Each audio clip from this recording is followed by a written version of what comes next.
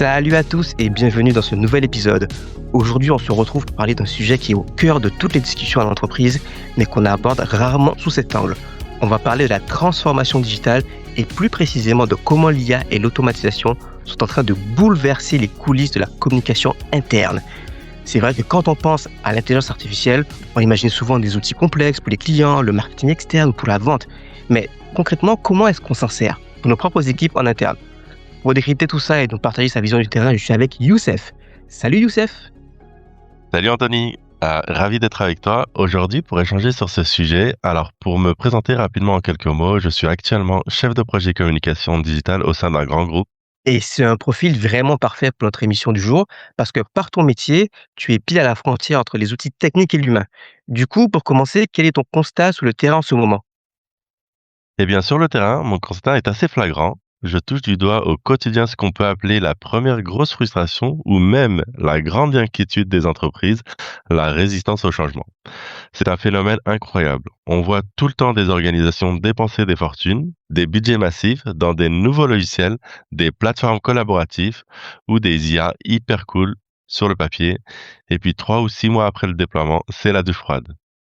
Personne ou presque ne les utilise, les collaborateurs restent sur leurs vieilles habitudes. C'est un immense gaspillage de ressources financières et d'énergie pour les équipes. Je vois. C'est vrai que c'est un grand classique. On a tous déjà vu un logiciel fantastique mourir dans un coin parce que personne ne se connectait dessus. On a des exemples à l'appel, mais comment tu expliques ce rejet? Pourquoi ça bloque autant? En fait, la psychologie sociale et les sciences cognitives expliquent super bien ça. Ce n'est pas juste de la mauvaise volonté. Si on regarde par exemple les travaux de Kurt Lewin, qui est l'un des pionniers de la psychologie des organisations, il a démontré que toute équipe humaine est régie par un champ de force en équilibre. D'un côté, tu as les forces motrices qui poussent à avancer et de l'autre, les forces de résistance qui maintiennent le statu quo. Quand un nouvel outil arrive, s'il est imposé brutalement, la peur de ne pas y arriver, la peur de l'inconnu ou l'impression de perdre le contrôle sur son quotidien, c'est ce qui va activer des forces de résistance psychologique immédiates. D'accord, donc la technologie crée une barrière si l'humain ne suit pas. Exactement. C'est ce que résume d'ailleurs parfaitement John Kotter, le célèbre professeur de Harvard et spécialiste de la conduite du changement. Il a écrit d'ailleurs une phrase assez connue, donc tous les managers devraient avoir en tête. Le changement échoue non pas à cause d'une mauvaise technologie, mais parce qu'on ne parvient pas à modifier les comportements humains. En gros, si je fais simple, il faut être simple, accessible et rassurant dès les premiers jours, sinon la grève digitale ne prendra jamais. On ne peut pas réussir sa transition digitale externe si on laisse ses propres équipes de côté. Je vois, donc c'est très clair. Le problème, c'est donc pas la qualité de l'outil, c'est la façon de le faire adopter. Maintenant, entrons dans le vif du sujet avec le premier grand défi du communicant, capter l'attention, notamment en marketing, c'est le défi principal. Aujourd'hui, on est tous surchargés, on reçoit des centaines de mails, on est noyé sous les flux d'informations et on sait bien que les méthodes à l'ancienne ne marchent plus. Les longs articles textuels sur l'intranet, les guides méthodologiques au format PDF de 30 pages que personne ne télécharge évidemment, ou pire, les réunions de formation théorique qui durent plus de 7 heures sur Teams où tout le monde coupe sa caméra, on sait que c'est terminé. Les gens décrochent au bout de 5 minutes. Toi, face à ce mur de l'inattention, comment tu as pivoté dans ton service? Eh bien, dans mon pôle communication, notre mission de tous les jours, c'est justement d'accompagner les collaborateurs et de leur donner les clés pour s'approprier les outils digitaux. Quand on a vu que les formats longs étaient rejetés, on a décidé de casser radicalement les codes de la communication interne traditionnelle. On a arrêté les grands discours institutionnels et on a créé un concept ultra court, la Minute Viva Engage. La minute Viva Engage, j'aime beaucoup le nom, mais concrètement, c'est quoi le concept derrière? Est-ce que tu peux nous en dire plus? Le concept, il est super simple et très visuel. Donc, ce sont des vidéos très courtes d'environ 1 minute qu'on pose directement sur le réseau social interne de l'entreprise, donc Viva Engage. L'idée, ce n'est pas de faire de la théorie, mais de montrer en une seule astuce pratique un cas d'usage précis ou un raccourci qui fait gagner du temps sur l'outil. Par exemple, comment créer un sondage en 2 clics ou comment organiser ses notifications pour ne plus être pollué. C'est un format court, dynamique, adapté aux usages modernes de la vidéo, comme ceux qu'on consomme au quotidien sur les réseaux sociaux. D'accord, le format est top alors.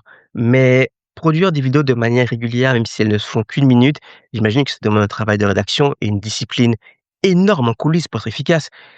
Est-ce que c'est là que l'intelligence artificielle vient vous donner un coup de main? Tout à fait. L'IA, c'est devenu mon assistant de rédaction principal pour tenir le rythme de production.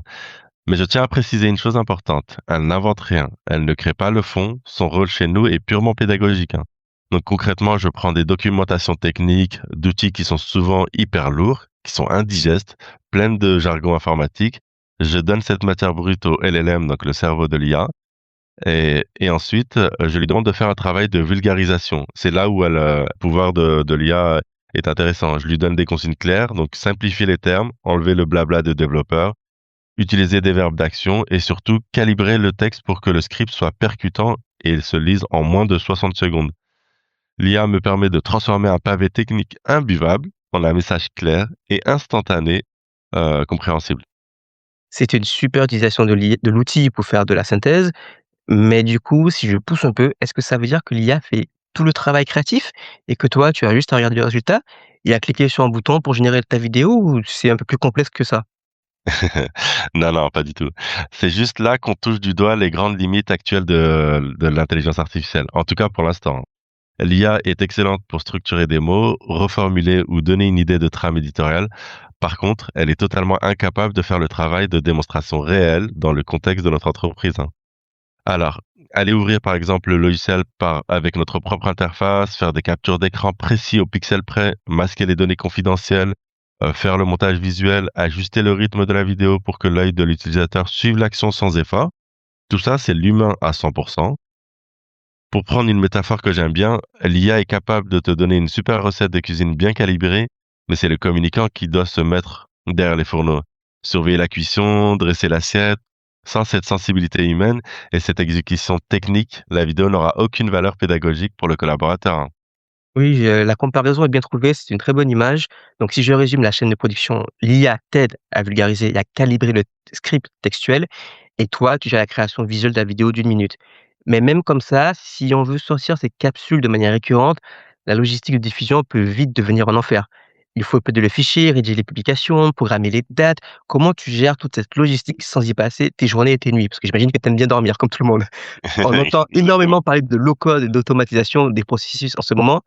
Est-ce que c'est ça votre secret?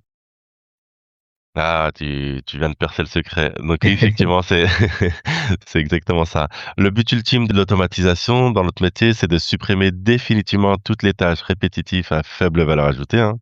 On veut chasser le copier-coller et pour ça, on interconnecte nos différents outils de travail en créant des scénarios automatiques et grâce à des plateformes comme Make ou l'écosystème, de la Power Platform de Microsoft. Et le très gros avantage pour une équipe de com, c'est que ce sont des outils visuels. On n'a plus du tout de besoin de savoir coder pour construire des flux puissants, c'est, juste du paramétrage, quoi. Mmh, d'accord et ça a l'air idéal sur le papier, mais pour nos auditeurs qui veulent comprendre comment ça se passe en vrai, parce que c'est un peu fou là en ce moment, à quoi ressemble ton flux de travail au quotidien? Raconte-nous, en détail, raconte-nous les coulisses. D'accord. Alors tout, je vais essayer d'aller à l'essentiel. Donc Oui. c'est devenu d'une simplicité totale. En fait, moi, ce qui se passe, c'est que dès que ma vidéo, Minute Viva Engage est prête à être validée, mon travail s'arrête là. Je me contente de prendre le fichier vidéo et de le déposer dans un dossier partagé spécifique dans notre cloud. C'est tout. Ce simple geste mécanique va déclencher un scénario automatique qui tourne tout seul en arrière-plan. Et qu'est-ce qu'il fait concrètement ce scénario automatique une fois que tu as déposé la vidéo? Alors le robot va détecter instantanément le nouveau fichier. Il va d'abord extraire la transcription audio de la vidéo pour récupérer ce fameux texte. Ensuite, il va envoyer automatiquement ce texte à l'IA via une API en lui disant rédige-moi une courte description d'accompagnement dynamique avec des emojis adaptés au format d'un post sur notre réseau social d'entreprise. Je fais court là, hein. Une fois que l'IA a répondu, le système prend la vidéo, prend le texte généré et va programmer tout seul la publication à la bonne heure sur Viva Engage. Du coup, en un seul clic de ma part, mon contenu est décliné en format différent, en format texte, et il est planifié. Ce qui est bien, c'est que du coup, on supprime toute la friction technique et la logistique. Ça nous libère un temps fou qu'on peut réinvestir sur le fond du message et surtout sur l'accompagnement des gens. Alors là, tu viens de mentionner le terme API pour les néophytes qui comprennent pas trop le langage de l'IA. C'est quoi une API exactement? En fait, une API, c'est une passerelle sécurisée qui permet entre 2 logiciels différents de se parler et d'échanger des données.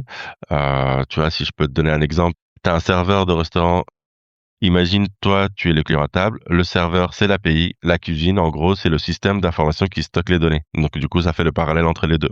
D'accord, c'est plus clair et donc pour revenir à ton explication précédente, ce que tu viens de dire sur le gain de productivité qui est assez bluffant. On voit bien que ça fluidifie tout le travail de l'équipe de com, mais j'aimerais qu'on pousse la réflexion un peu plus loin sur un point qui me trotte dans la tête.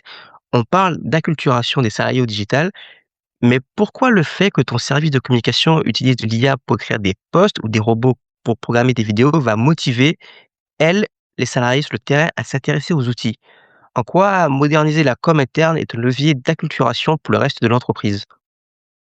C'est une excellente question et elle est essentielle parce qu'elle permet de casser un grand mythe de la tech. Il faut être très réaliste. Ce n'est pas parce que la com utilise de l'IA dans son coin que les salariés vont être motivés par magie à devenir des produits digitales. Ça ne marche pas comme ça, en fait. La motivation des équipes, elle ne vient pas de l'outil qu'on utilise en coulisses, elle vient surtout des moyens et du temps qu'on déploie sur le terrain pour les impliquer et les aider. C'est-à-dire, qu'est-ce que l'automatisation change à cette présence sur le terrain du coup? Tu peux en dire plus? En fait, l'IA et l'automatisation, elles nous libèrent de la charge mentale technique. Comme on passe plus nos journées à faire du copier-coller, à faire des uploads de fichiers ou à formater des textes, on dégage plus de temps pour l'humain et ce temps humain, on l'utilise pour faire de l'accompagnement direct, des ateliers de l'écoute. Et le deuxième effet de levier, c'est l'échelle. Grâce à l'automatisation, on est capable de produire et de diffuser nos minutes vive Engage de manière massive et ultra régulière. On utilise la technologie pour saturer l'espace interne de messages simples, courts et réguliers et formateurs surtout. Et l'acculturation, ça ne se fait pas par une grande note de cadrage de la direction. Ça se fait surtout par l'imprégnation quotidienne avec des petits contenus digestes comme cela.